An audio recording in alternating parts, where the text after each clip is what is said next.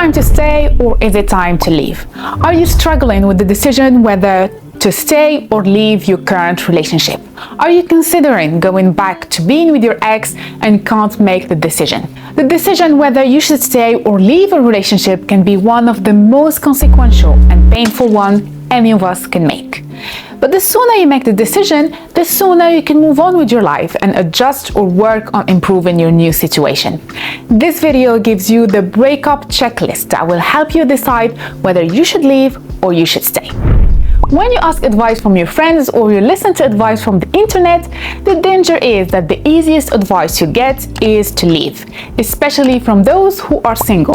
Some people would find that leaving is the easiest decision to make at the moment. Just blame the other person and leave.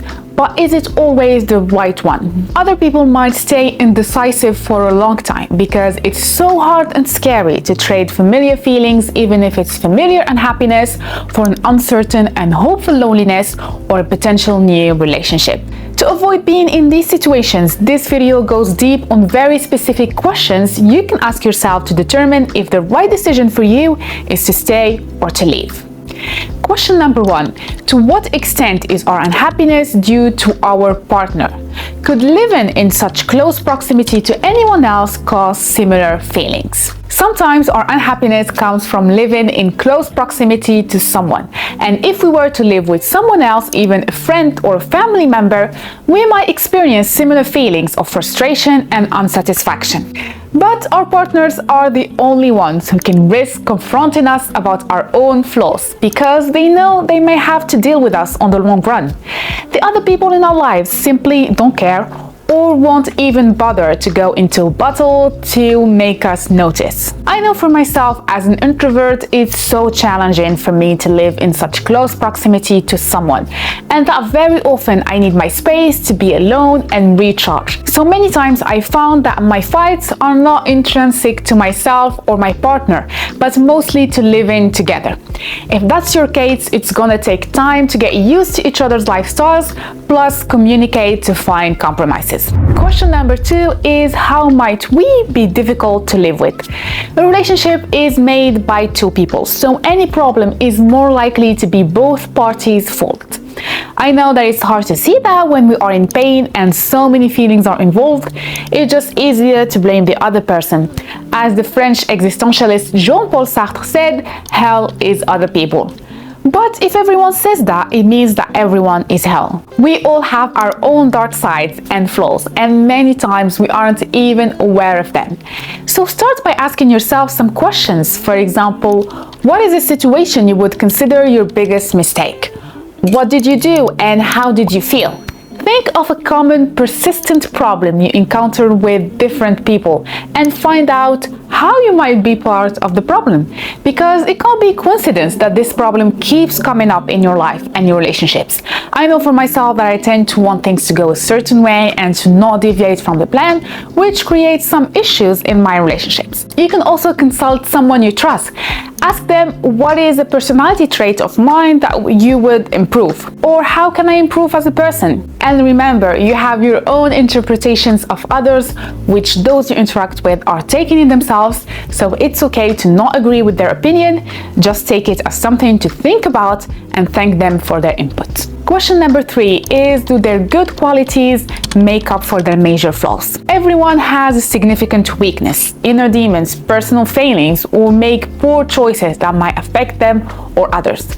So ask yourself if your partner can make up for his or her flaws with some redeemable qualities.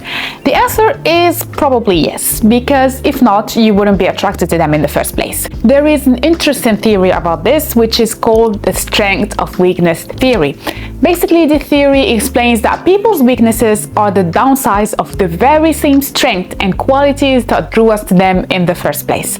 So what annoys us about them might just be the shadow side of what is good about them. So maybe your boyfriend's lack of time management is just a downside to their creativity, or that anxiety and stress are the offset of precision and passion. So try to view the weaknesses in association to other merits that justify the relationship, and always remember that perfect people don't exist. Number 4 is not a question but an action, and that get to know your crushes better.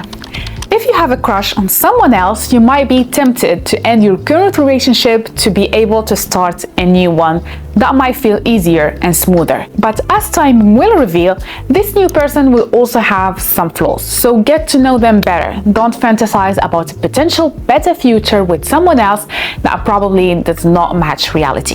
Number 5 and last, have an honest conversation with your partner. Talk to your partner about what's bothering you. Be specific. Tell them how you feel. According to many couples therapists, the number one problem that is responsible for many conflicts between couples is communication. A healthy relationship is made of difficult conversations. Committed to a life with someone means addressing the big questions and being on the same page with the answers. You should discuss every aspect of your life together: money, boundaries with family, values, children, the future, etc. And if you haven't done that before, maybe it's time. At least you'd know what's waiting for you if you stay or what you'll be avoiding if you leave. If you agree on fundamentals or you manage to find common grounds, a good solution could be to give yourselves a year to work on the relationship, or maybe 6 months. It's up to you to decide how much you are willing to sacrifice for the relationship. If you have started a family together, I think that 1 year is fair. Experience the 4 seasons and you'll have plenty of time to do some work. Maybe seek couples counseling if you both want the relationship to work, but you should always set a time limit. Don't spend so much time in indecision. If after the time limit you still feel sad and life is not getting better, the decision to break up is likely the best one.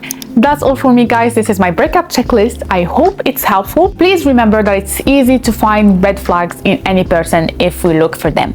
Sometimes it may be a distraction from our own because we all have them. Of course, some red flags are non-negotiable, like abuse, violence, manipulation, or isolation.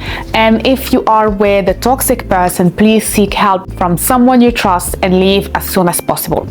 But in non-toxic relationships, we might benefit from some compassion when we analyze and judge others.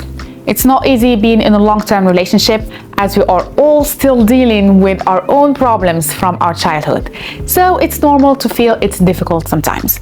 But if you have an awesome person, they're not toxic, but can grow in certain ways, and you see the relationship improving, I think you might want to stick with them. And remember to keep doing your own work as well, because we all want that perfect partner, and we forget that we should first be it. Thank you so much for watching. If you enjoyed this video, you probably want to watch this one over here where I talk about how romanticism is destroying our relationships. I'll see you there. Bye bye.